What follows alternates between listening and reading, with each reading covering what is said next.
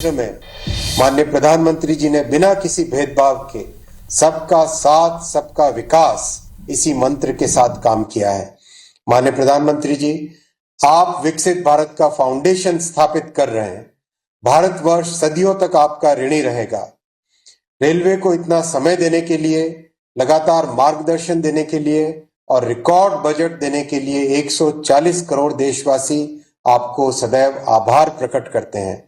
भारत माता की जय। जय हिंद। बहुत बहुत धन्यवाद।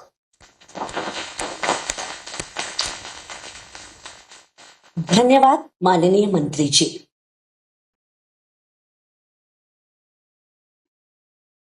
कितने स्थान पर कार्यक्रम हो रहा है, अगर गवर्नर वगैरह पहुंचे हैं, मंत्री पहुंचे, उसकी कुछ जानकारी है तो अगर बता सकते हैं तो बताइए।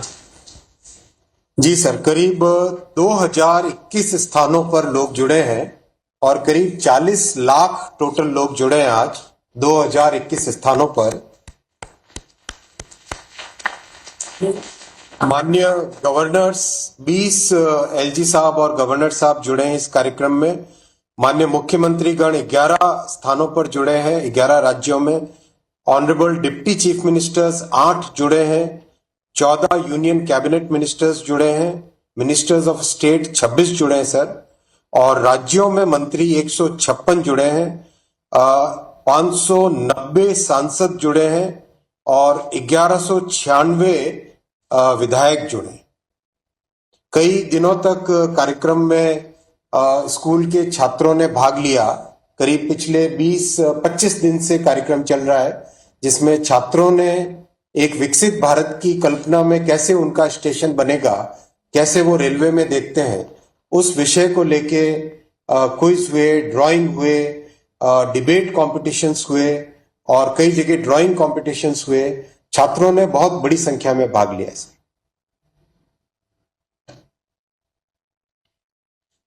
आदरणीय प्रधानमंत्री जी से आग्रह है कि 554 रेलवे स्टेशनों के पुनर्विकास का शिलान्यास, पुनर्विकसित विश्व स्तरीय गोमती नगर रेलवे स्टेशन का उद्घाटन तथा 1500 से अधिक रोड ओवरब्रिज और अंडरपास का शिलान्यास तथा राष्ट्र को समर्पण रिमोट का बटन दबाकर करें।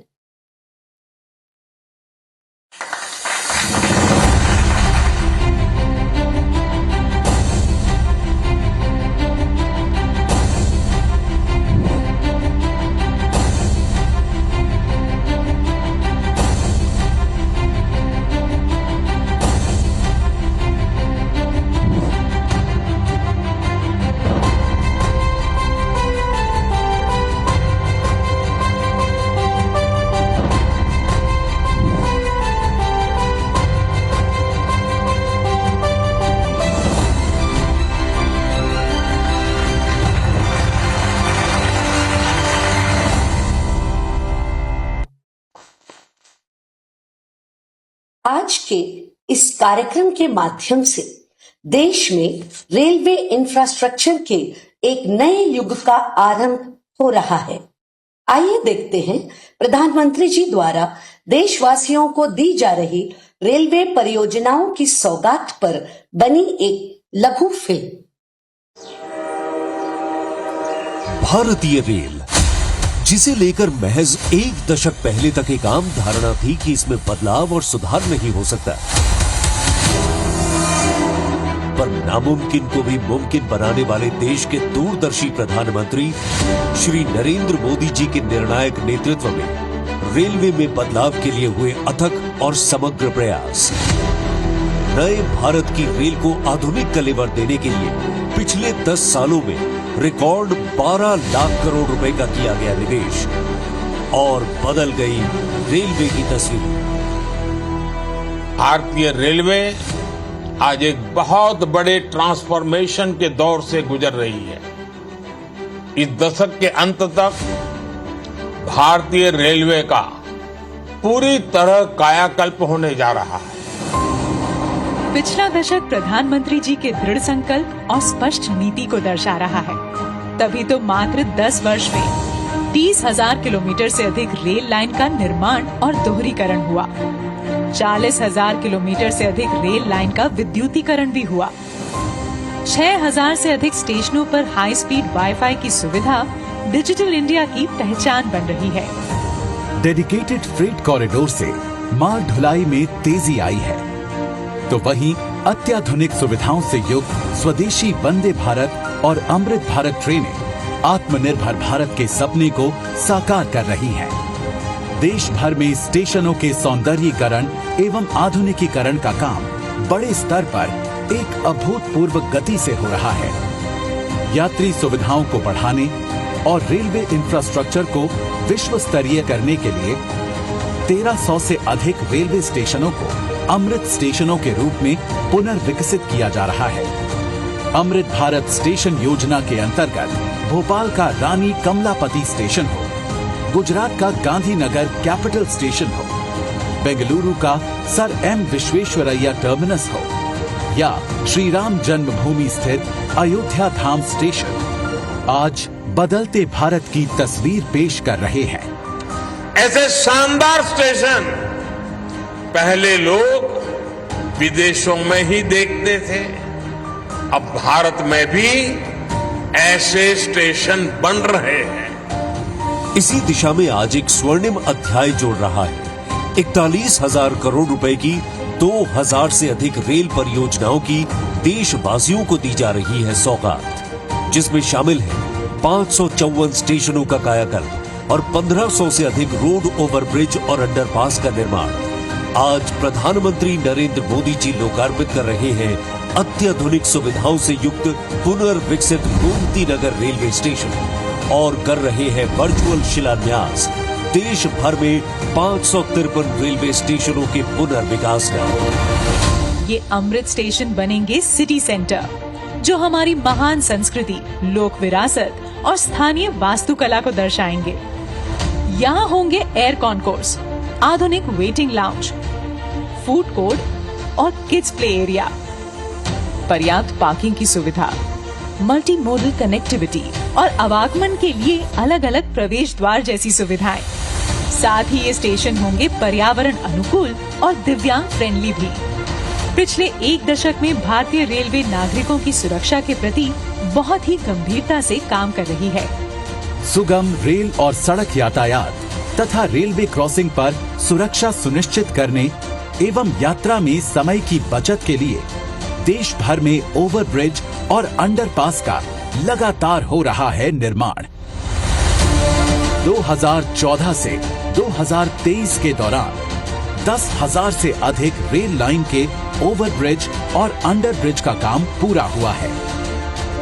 इसी कड़ी में आज प्रधानमंत्री जी कर रहे हैं शिलान्यास और लोकार्पण देश भर में 1500 रोड ओवरब्रिज और अंडरपास का। भारत कैसे बदल रहा है, सपने कैसे सच हो सकते हैं, ये देखना हो तो आज इसका एक उत्तम उदाहरण भारतीय रेलवे भी बन रहा है।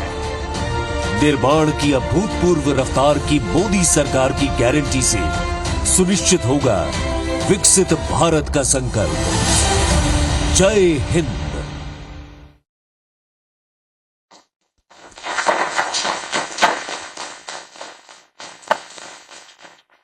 आदरणीय प्रधानमंत्री जी से विनम्र निवेदन है कि आज के इस ऐतिहासिक अवसर पर अपने उद्बोधन से हम सभी का मार्गदर्शन करें।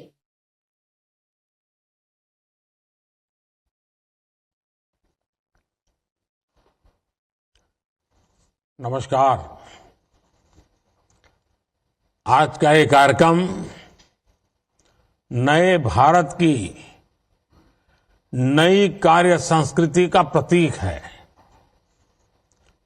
आज भारत जो करता है अभूतपूर्व स्पीड से करता है। आज भारत जो करता है अभूतपूर्व स्केल से करता है। आज के भारत ने छोटे छोटे सपने देखना छोड़ दिया है। हम बड़े सपने देखते हैं और उन्हें पूरा करने के लिए दिन रात एक कर देते हैं। यही संकल्प इस विकसित भारत विकसित रेलवे कार्यक्रम में दिख रहा है। मैं इस कार्यक्रम में देश भर से जुड़े सभी साथियों का अभिनंदन करता हूं। हमारे साथ 500 से अधिक रेलवे स्टेशनों और 1,500 से ज्यादा दूसरी जगहों से लाखों लोग जुड़े हैं। अलग अलग राज्यों के माननीय राज्यपाल श्री, माननीय मुख्यमंत्रीगण, केंद्र और राज्य सरकारों के मंत्रीगण, सांसदगण, विधायकगण और स्थानीय जनप्रतिनिधि, प्रबुद्ध नागरिक, पद्म पुरस्कार जिनको सम्मानित मिला है, ऐसे वरिष्ठ महानुभाव, भारत के महत्वपूर्ण जीवन जवानी खपाने वाले हमारे स्वतंत्र सेनानी, फ्रीडम फाइटर और हमारी भावी पीढ़ी, युवा साथी भी आज हमारे साथ है। आप सभी की उपस्थिति में आज एक साथ रेलवे से जुड़ी 2000 से अधिक परियोजनाओं का शिलान्यास और लोकार्पण हुआ है। अभी तो इस सरकार के तीसरे टर्म की शुरुआत जून महीने से होने वाली है। अभी से जिस स्केल पर काम होना शुरू हो गया है, जिस स्पीड पर काम होना शुरू हो गया है, वो सबको हैरत में डालने वाला है। कुछ दिन पहले मैंने जम्मू से एक साथ आईआईटी, आईआईएम जैसे दर्जनों बड़े शिक्षा संस्थाओं का लोकार्पण किया। कल ही मैंने राजकोट से एक साथ 5 एम्स और अनेक मेडिकल संस्थानों का लोकार्पण किया। और अब आज का ये कार्यक्रम है, आज 27 राज्यों के करीब 300 से अधिक जिलों में 550 से ज्यादा रेलवे स्टेशनों के कायाकल्प का शिलान्यास हुआ है। आज यूपी के जिस गोमती नगर रेलवे स्टेशन का लोकार्पण हुआ है, वो वाकई कमाल का दिखता है। इसके अलावा आज 1500 से ज्यादा रोड, ओवरब्रिज, अंडरपास, इसकी परियोजनाएं भी इसमें शामिल है। 40,000 करोड़ रुपए की ये परियोजनाएं एक साथ जमीन पर उतर रही है। कुछ महीने पहले ही हमने अमृत भारत स्टेशन योजना की शुरुआत की थी। तब भी 500 से अधिक स्टेशन के आधुनिकीकरण पर काम शुरू हुआ था। अब ये कार्यक्रम इसे और आगे बढ़ा रहा है। ये दिखाता है कि भारत की प्रगति की रेल किस गति से आगे बढ़ रही है। मैं देश के विभिन्न राज्यों को, वहां के सभी मेरे नागरिक भाई बहनों को अनेक अनेक शुभकामनाएं देता हूं। साथियों, मैं आज विशेष रूप से अपने युवा साथियों को बहुत बधाई देना चाहता हूं। मोदी जब विकसित भारत की बात करता है तो इसके सूत्रधार और सबसे बड़े लाभार्थी देश के युवा ही है। आज की इन परियोजनाओं से देश के लाखों नौजवानों को रोजगार और स्वरोजगार के नए अवसर मिलेंगे। आज रेलवे का जो एक कायाकल्प हो रहा है, ये उन साथियों को भी लाभ देगा जो स्कूल कॉलेज में पढ़ाई कर रहे हैं। ये कायाकल्प उनके भी बहुत काम आएगा जो 30-35 वर्षों से कम आयु के हैं। विकसित भारत युवाओं के सपनों का भारत है, इसलिए विकसित भारत कैसा होगा ये तय करने का सबसे अधिक हक वो भी उन्हीं को है। मुझे संतोष है कि देश भर के हजारों विद्यार्थियों ने अलग अलग स्पर्धाओं के माध्यम से विकसित भारत के रेलवे का सपना सामने रखा। इनमें से अनेक युवा साथियों को पुरस्कार भी मिले हैं। मैं सभी को बहुत शुभकामनाएं देता हूं। मैं देश के हर जवान को, हर नौजवान को बताना चाहता हूं कि आपका सपना ही मोदी का संकल्प है। आपका सपना, आपकी मेहनत और मोदी का संकल्प, यह विकसित भारत की गारंटी है। साथियों, मुझे खुशी है कि ये जो अमृत भारत स्टेशन है, विरासत और विकास दोनों के प्रतीक होंगे। जैसे ओडिशा के बालेश्वर रेलवे स्टेशन को भगवान जगन्नाथ मंदिर की थीम पर डिजाइन किया गया है, सिक्किम के रंगपो रेलवे स्टेशन पर आप लोगों को स्थानीय वास्तुकला का प्रभाव दिखेगा। राजस्थान का सांगनेर रेलवे स्टेशन 16वीं शताब्दी की हैंड ब्लॉक प्रिंटिंग को दर्शाता है। तमिलनाडु के कुंभकोणम स्टेशन का डिजाइन चोल काल के वास्तुकला पर आधारित है। अहमदाबाद रेलवे स्टेशन मोढेरा सूर्य मंदिर से प्रेरित है। गुजरात में द्वारिका स्टेशन द्वारकाधीश मंदिर से प्रेरित है। आईटी सिटी गुड़गांव का रेलवे स्टेशन आईटी के लिए ही समर्पित होगा। यानी अमृत भारत स्टेशन उस शहर की विशेषता से दुनिया को परिचित कराएगा। इन स्टेशनों के निर्माण में दिव्यांगों और बुजुर्गों, उनकी सुविधा का भी विशेष ध्यान रखा गया है।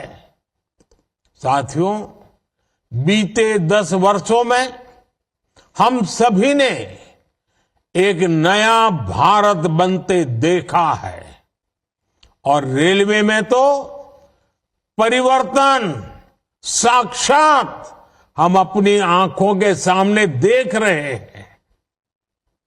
जिन सुविधाओं की हमारे देश के लोग कल्पना किया करते थे, लोगों को लगता था कि काश भारत में ये होता तो, लेकिन आप देखिए, जो कभी आप कल्पना में सोचते थे, आज हम आंखों के सामने होता हुआ देख रहे हैं।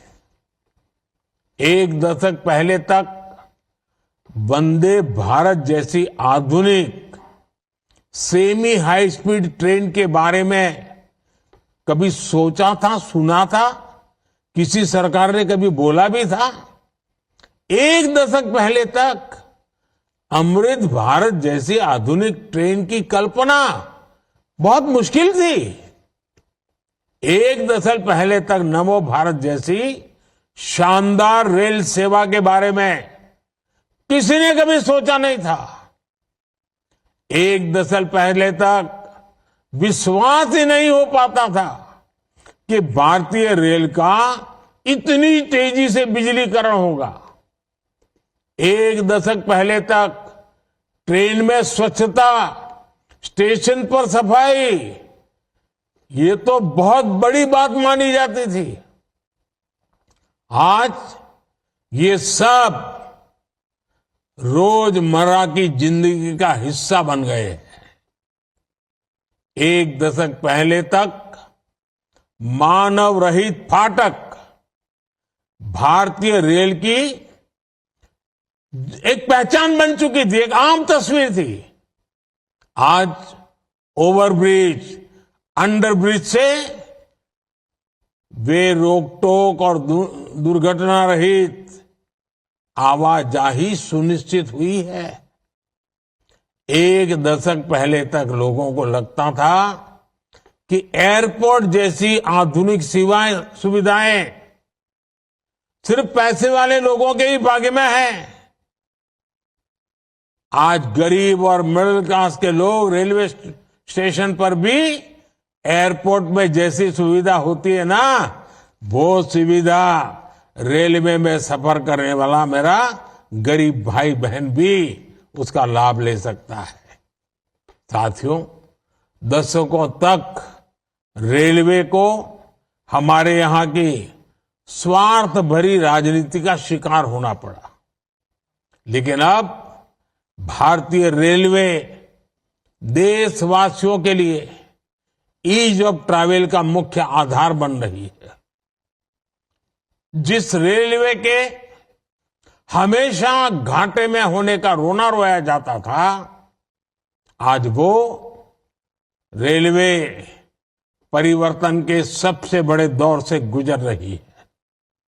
ये सब कुछ आज इसलिए हो रहा है क्योंकि भारत 11वें नंबर से छलांग लगाकर 5वें नंबर की अर्थव्यवस्था बना। 10 साल पहले जब हम 11वें नंबर पे थे, तब रेलवे का औसत बजट 45,000 करोड़ रुपए के आसपास रहता था। आज जब हम 5वें नंबर की आर्थिक ताकत है, तो इस वर्ष का रेलवे बजट 2.5 लाख करोड़ रुपए से अधिक का है।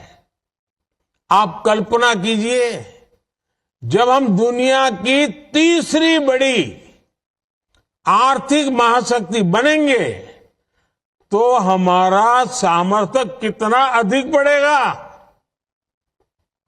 इसलिए मोदी भारत को जल्द से जल्द दुनिया की तीसरी सबसे बड़ी अर्थव्यवस्था बनाने के लिए जी जान से जुटा है। लेकिन साथियों, आपको एक और बात ध्यान रखनी है। नदी नहर में पानी चाहे कितना भी क्यों न हो, अगर मेड़ टूटी हुई हो तो किसान के खेत तक बहुत ही कम पानी पहुंचेगा। इसी तरह बजट चाहे कितना भी बड़ा हो, अगर घोटाले होते रहे, बेईमानी होती रहे, तो जमीन पर उस बजट का असर कभी नहीं दिखता।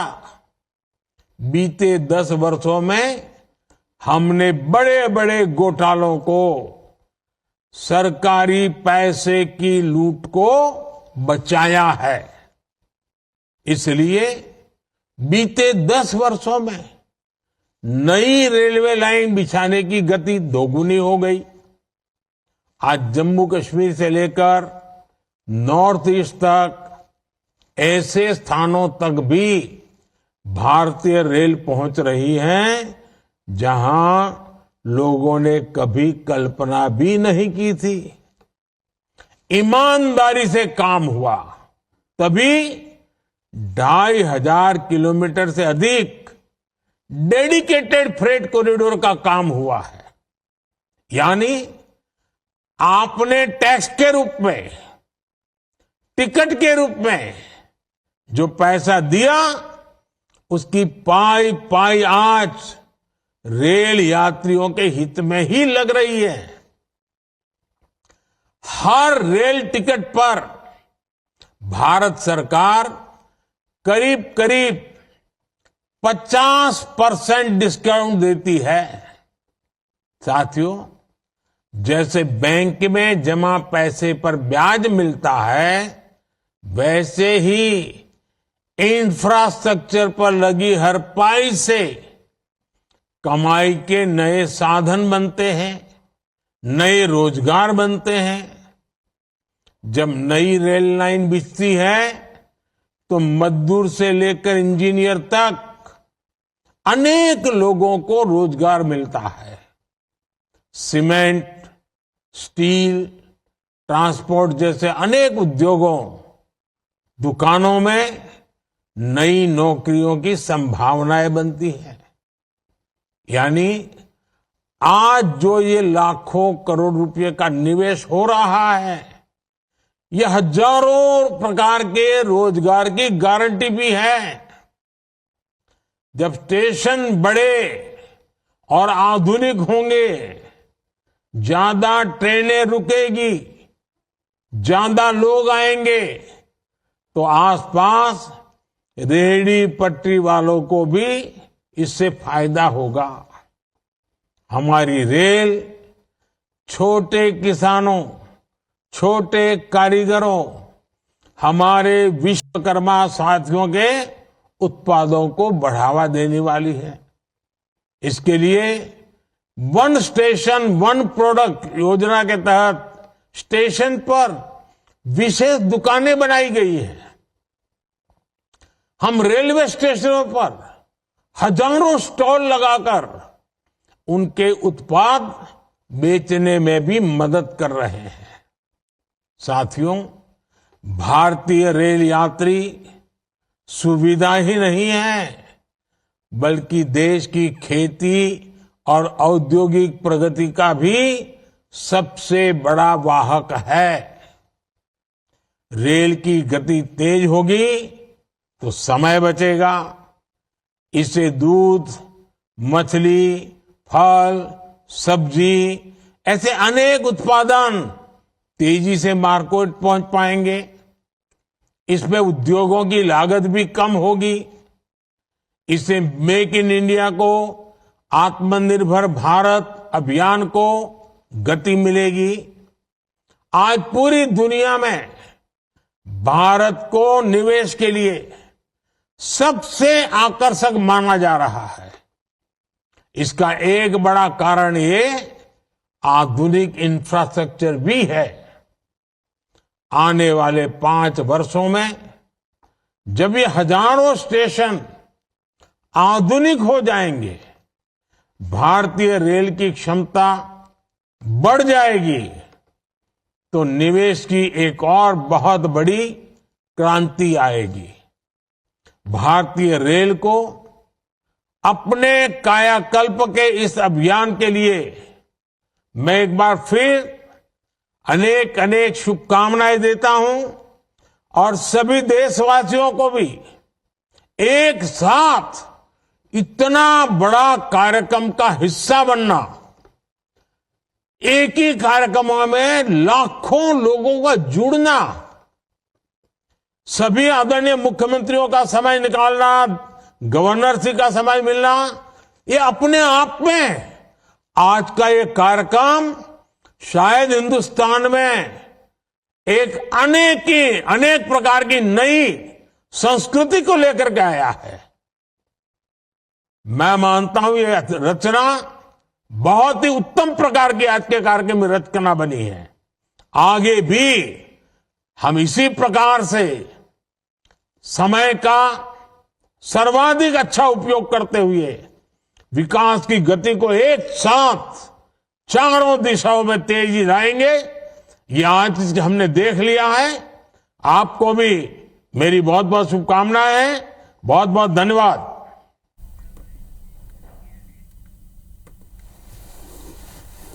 तो प्रधानमंत्री नरेंद्र मोदी को आप सुन रहे थे। देश की रेल परियोजनाओं की सौगात उन्होंने दी है और एक बड़ी बात उन्होंने कही है कि पहले ये घाटे में चल रहा था, जिससे कहा जाता था कि रेल विभाग जो है घाटे में, रेल मंत्रालय घाटे में चल रहा है, लेकिन आज भारत ने छोटे सपने देखना छोड़ दिया। ये उन्होंने कहा। देश बड़े सपने देख रहा है। देश के 544 रेलवे स्टेशन पुनर्विकास के लिए चुना गया है, जिसमें मध्य प्रदेश के भी 33 रेलवे स्टेशनों का पुनर्विकास होना है।